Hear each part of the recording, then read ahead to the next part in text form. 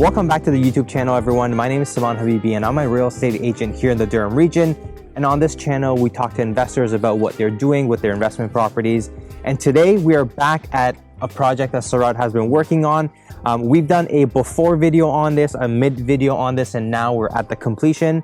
We'll drop a link to those videos, so if you haven't seen them, you can see them. But what we're going to do today is look at the project, the completion. We're going to talk some numbers. We're going to talk about timelines, and we're going to talk about the tenant selection process. As always, if you have any questions or if you would like to connect with me, my socials are in this video, and there's also a QR code which you can scan to book a one-on-one call with me.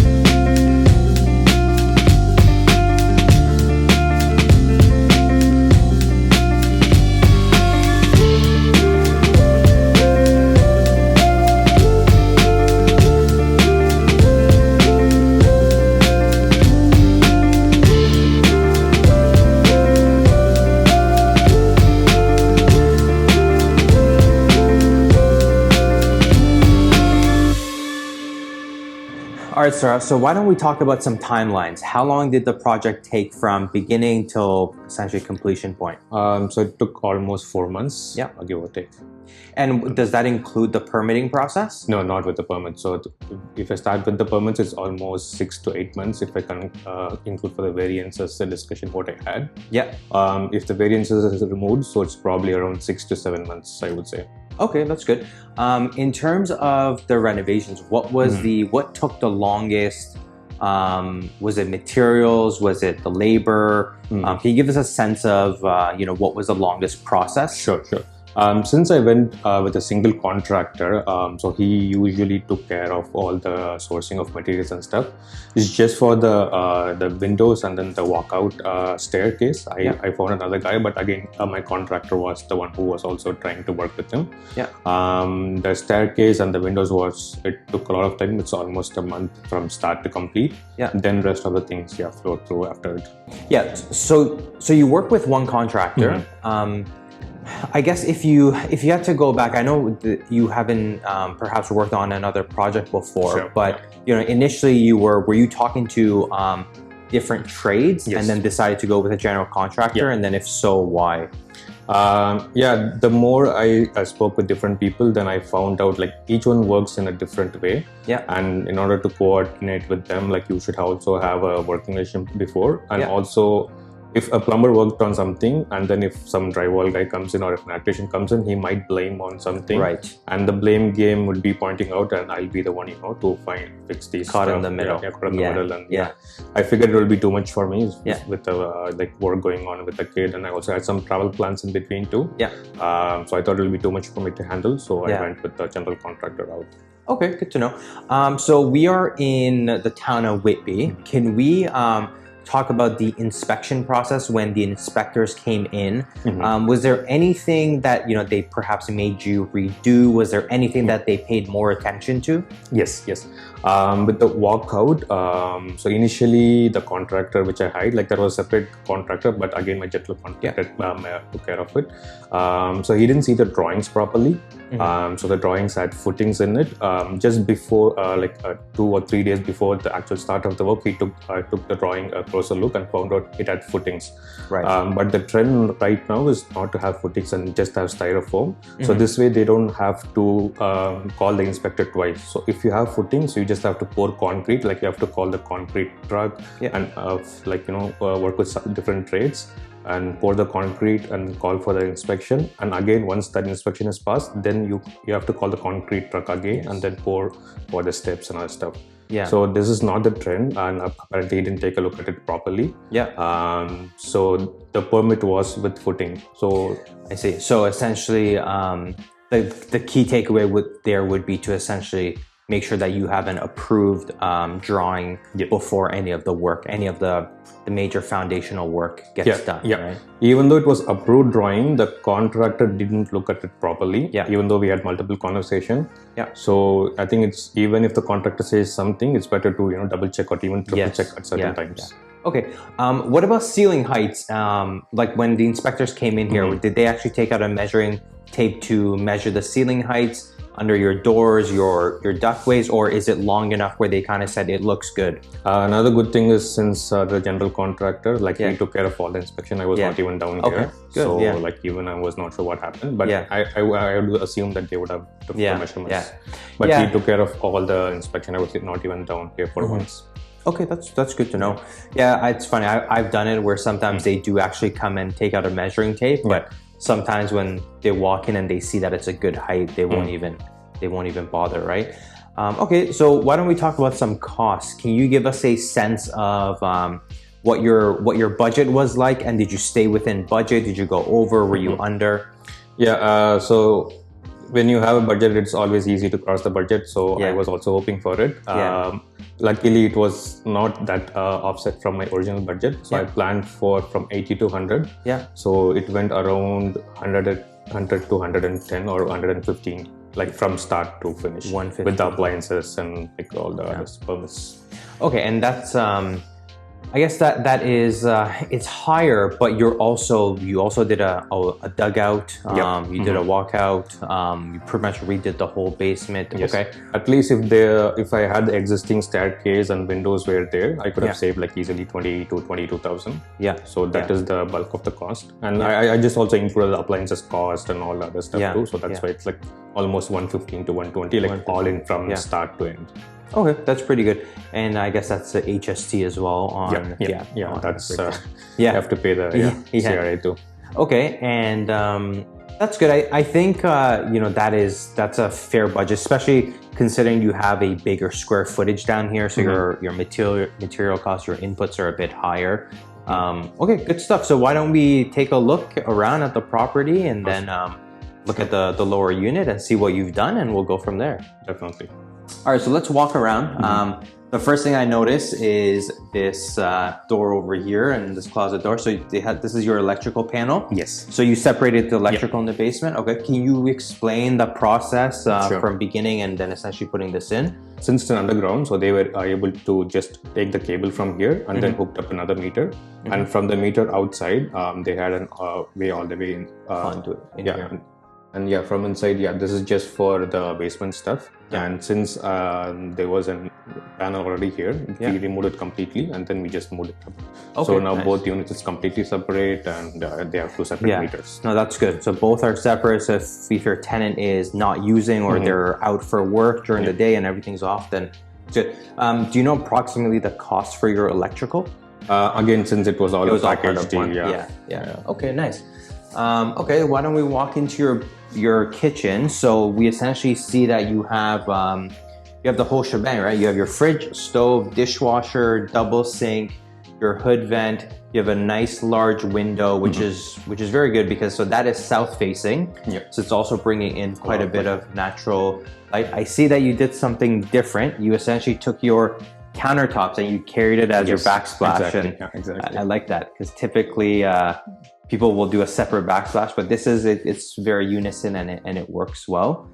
Did your kitchen take long, or did your appliances take long to deliver? No, so since I went to another wholesaler where they gave a good price on appliances, I just ordered in bulk. But it for this vent alone just took time for the microwave with the range. But the rest of the appliances just came on time. Nice. So that's why it's just a temporary, just for the inspection. I have another one. And this backsplash was extra. It was not in the original code, so my wife thought it'll be a nice addition, and it's it looks nice. So it looks nice. Good for the tenant and good for resale as well. Yeah, and it's easier to clean for whoever is using it. What's behind this door? I think you have some things hidden behind this door. Yes. So this So this part of door is where all my water steps are there. Remember in the last video, I had a rental water tank on the other furnace side. So now it's completely moved here, and it's a tankless water heater. And this is like a professional series where it can like continuous water supply, don't have to worry. And I think you can have 3 showers on and it should still be. Oh, that's awesome. Except for the water pressure, but rest should be fine. Well, I mean, considering that you live upstairs yourself, so it's good to, you don't have to worry about essentially water running out. This is the front door. The front door, again, south facing, brings in a lot of natural light, which is always good. Let's walk around to the sleeping corridor. So I see that you put a den in here, which is neat, because I think we did that in one of our basements, and we kind of called it as either additional storage or like a work area. If someone wanted. Since I'm in IT, I know like a lot of people are working from home, and so I thought it's nice to have a separate room in the bedrooms too.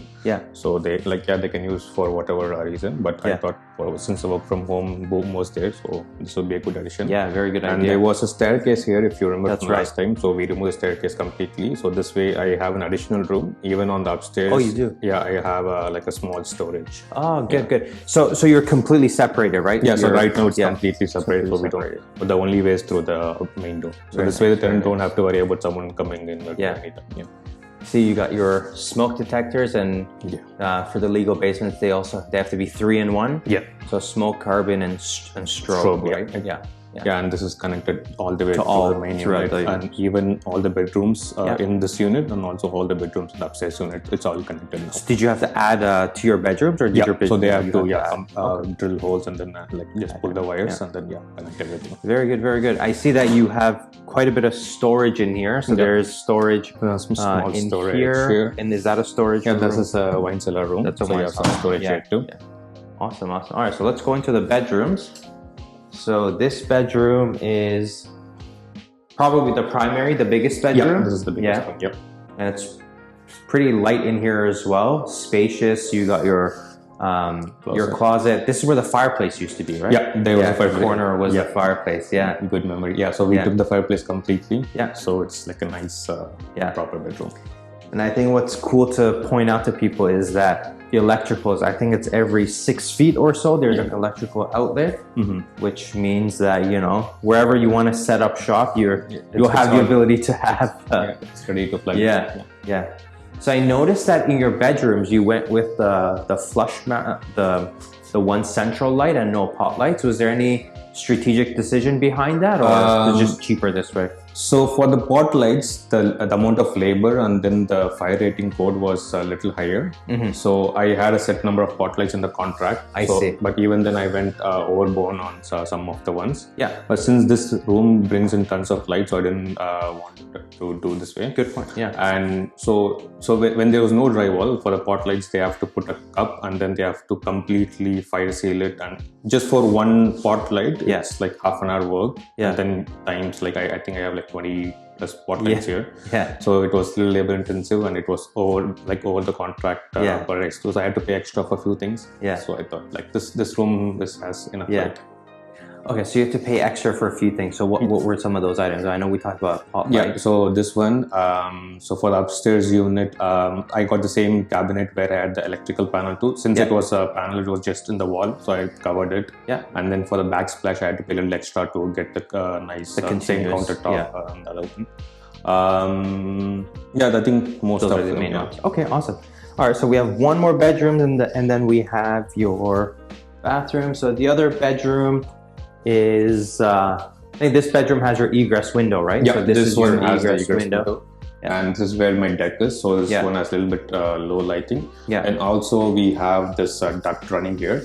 That's right. So the plan was to put a single light here, but definitely could have not made a proper justice for the tenants. So we had to put pot lights here. Nice. You've got a big closet behind you as well. And then we have the shower and bathroom, and very bright, very nice.